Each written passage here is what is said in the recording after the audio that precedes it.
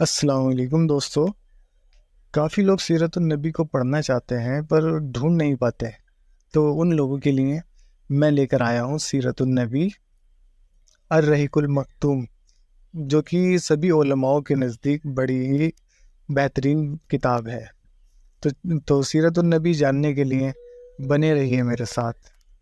چلیے شروع کرتے ہیں. عرب جگہ کا بیان اور قوم ہے.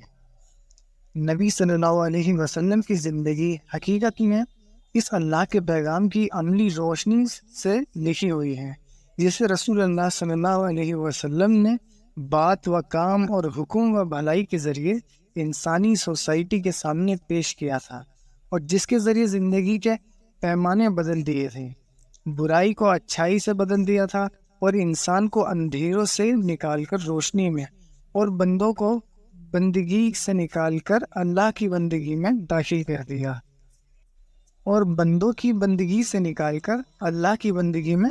کر دیا تھا.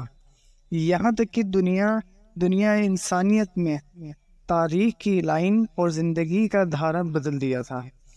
چونکہ اس پیاری زندگی کی پوری صورت گیری ممکن نہیں جب تک اس اللہ کے پیغام کو اترنے سے پہلے کے حالات اور بعد کے حالات کو سامنے نہ رکھ دیا جائے. اس لیے اصل بات سے پہلے اس باب میں اسلام سے پہلے کی عرب قوموں اور ان کی حکومتوں کی ترقی، دولت مندی، اس وقت کے قبائلی نظم، مذاہب یعنی دین، عادتیں و رسمیں، ریاست، جلسے اور مالی حالات بیان کرتے ہوئے ان حالات کا نچوڑ پیش کیا جا رہا ہے جس میں رسول اللہ صلی اللہ علیہ وسلم کی پیدائش ہوئی تھی. عربوں کے رہنے کی جگہ. لفظ عرب جنگل اور بنجر زمین کا معنی بتلاتا ہے. پرانے زمانے سے یہ لفظ جزیرہ نما یعنی وہ زمین جس کے تین طرف پانی ہو، دویپ یا ٹاپو، عرب اور اس میں بسنے والی قوموں کے لیے بولا گیا تھا.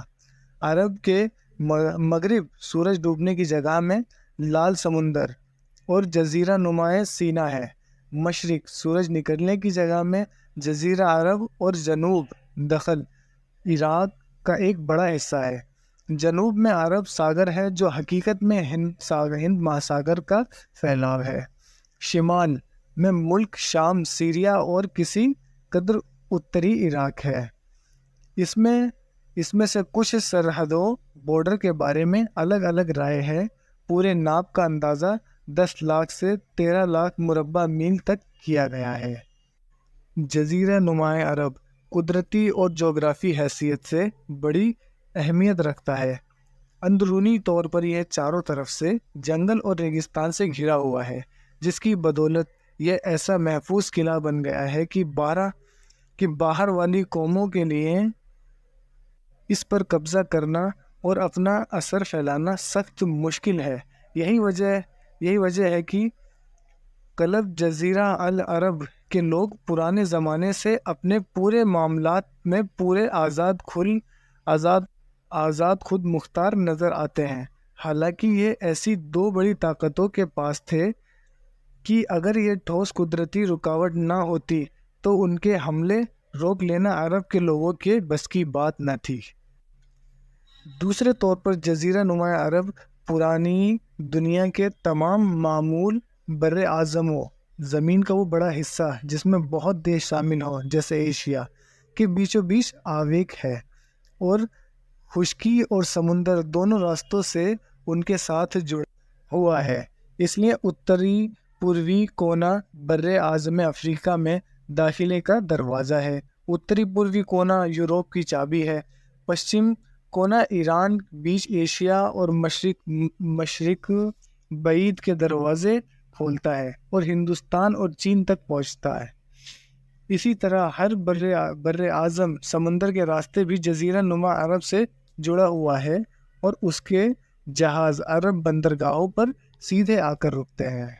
اس جغرافی جگہ کی وجہ سے جزیرہ عرب کے اتری اور دکشنی کونے الگ الگ قوموں کی آنے کی جگہ اور ویاپار و تہذیب اور کاریگری و مذاہب کے لین دین کا مقصد سینٹر رہ چکے ہیں.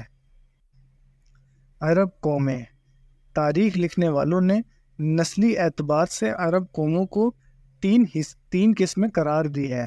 عرب بعیدہ یعنی وہ پرانے عرب قبائل اور قومیں جو بالکل غائب ہو گئے اور ان کے بارے میں ضروری معلومات بھی موجود نہیں، مثلاً عاد، سمود، تسم، جدلیس، عمالقہ، امیم، جرہوم، وجور، وبار، ابیل، حجر موت وغیرہ۔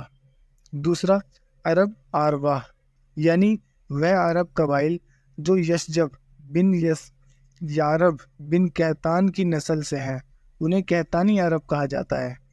تیسرا عرب مستربہ یعنی وہ عرب قبائل جو حضرت اسماعیل علیہ السلام کی نسل سے ہیں، انہیں عدنانی عرب کہا جاتا ہے۔ عرب آربہ یعنی کیتانی عرب کا اصلی ٹھکانہ ملک یمن تھا، یہی اس کے خاندان اور قبیلے سبا بن یشجب بن یارب بن کیتان کی نسل سے الگ الگ ٹہنیوں میں پھوٹے جیسے پھیلے اور بڑھے۔ اس میں سے دو قبیلوں نے بڑی شہرت چرچا حاصل کی، ایک حمیر بن سبا، دوسرے کہلان بن سبا۔ سبا کی باقی اولاد جو 11 یا 14 تھے، ان کا کوئی قبیلہ نہ بن سکا، وہ سبائی ہی کہلاتے ہیں۔ حمیر کی مشہور ٹہنیاں یہ ہیں: پہلا کجاؤ، اس سے بہرہ، ولی، کین، ازرا و برہ کے قبیلے ہیں۔ دوسرا سکاسک، یہ بنو زید بن وائلہ بن حمیر ہے، زید ہی کا لقب اپنام سکاسک ہے، اور یہ ہے کندھا کے سکاسک سے الگ ہے جس کا ذکر بنو کہلان میں آ رہا ہے۔ تیسرا جید الجمہور، ان کی ٹہنیوں میں حمیر اصغر، سبا اصغر، حضور اور جو اصبا ہے۔ کہلان، جس کی مشہور ٹہنیاں ہمدان، الہان، اشعر، تین، مزہج میں انس اور نخب، لحم سے کندہ اور کندہ سے بنو معاوض، سکون اور سکاسک، جزام آئلہ، خولان، معافر، انمار سے کشعوم، بزیلہ سے احمس اور ازد سے اوس، خزرج، خزاع اور اولاد زفنا ہیں، جنہوں نے آگے چل کر ملک شام یعنی سیریا کے آس پاس کے بادشاہت قائم کی اور آل غسان کے نام سے مشہور ہوئے۔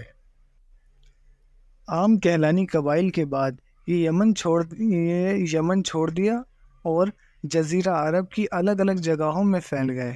ان کے دیش چھوڑنے کا واقعہ سیل عرم سے کسی قدر پہلے اس وقت پیش آیا جب رومیوں نے مصر و شام پر قبضہ کر کے یمن والوں کی تجارت سے سمندری راستے پر اپنا قبضہ جما لیا اور خشکی راستے کی سہولت برباد کر کے اپنا دباؤ اس قدر بڑھا دیا کہ کہلانیوں کی تجارت تباہ ہو کر رہ گئی، اور کہا جاتا ہے کہ انہوں نے سیل عرم کے بعد اس وقت وطن چھوڑا جب تجارت کی ناکامی کے بعد کھیتی اور چوپائے بھی تباہ ہو گئے اور یوں ساری زندگی گزارنے کا سامان ختم ہو گیا۔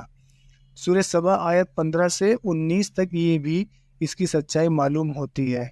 آیت 15 سبا، یمن کی قوم کے لیے اپنی بستیوں میں اللہ کی قدرت کی نشانی تھی، اس کے دائیں بائیں 2 باغ تھے، ہم نے ان کو حکم دیا تھا کہ اپنے رب کے دیے ہوئے رزق کو کھاؤ اور اس کا شکریہ ادا کرو، یہ صاف شہر ہے اور رب معاف کرنے والا ہے۔ آیت 16، لیکن انہوں نے منہ پھیرا تو ہم نے ان پر تیز باڑھ کا پانی بھیج دیا اور ان کے ہرے بھرے باغوں کے بدلے 2 ایسے باغ دیے جو مزے سے کھارے اور زیادہ تر جھاؤ اور کچھ بیری کے پیڑوں والے تھے۔ آیت 17، ہم نے ان کی ناشکری کا یہ بدلہ انہیں دیا، ایسی سخت سزا بڑے بڑے ناشکروں کو ہی دیتے ہیں۔ اور ہم نے ان کے بستیوں کے بیچ جس میں ہم نے برکت عطا کر رکھی تھی، کچھ بستیاں دوسری رکھی تھی جو راستے پر دکھائی دیتی تھی اور ان میں چلنے کی جگہ طے کر دی تھی۔ ان میں راتوں اور دنوں امن و امان سے چلتے پھرتے رہو۔ کچھ عجب نہیں کہ کہلانی اور امیری خاندانوں میں دشمنی رہی ہو، اور یہ بھی کہلانیوں کے وطن چھوڑنے کا ایک خاص سبب بنا ہو۔ اس کا اشارہ اس سے بھی ملتا ہے کہ کہلانی قبائل نے تو دیش چھوڑا، لیکن امیری قبائل اپنی جگہ پر جمے رہے۔ جن کہلانی قبائل نے وطن چھوڑا ان کی 4 قسمیں کی جا سکتی ہیں۔ پہلا، عزب۔ انہوں نے اپنے سردار عمران بن عمرو مزیکیہ کے مشورے پر وطن چھوڑا۔ پہلے تو یہ یمن ہی کے ایک جگہ سے دوسری جگہ بدلتے رہے اور حالات کا پتہ لگانے کے لیے آگے حوالت دستوں یعنی فوج کا آگے والا حصہ کو بھیجتے رہے، لیکن آخرکار اتر اور پورب کا راستہ پکڑا اور پھر الگ الگ شاخوں گھومتے گھماتے الگ الگ جگہ ہمیشہ کے لیے ٹھہر گئے۔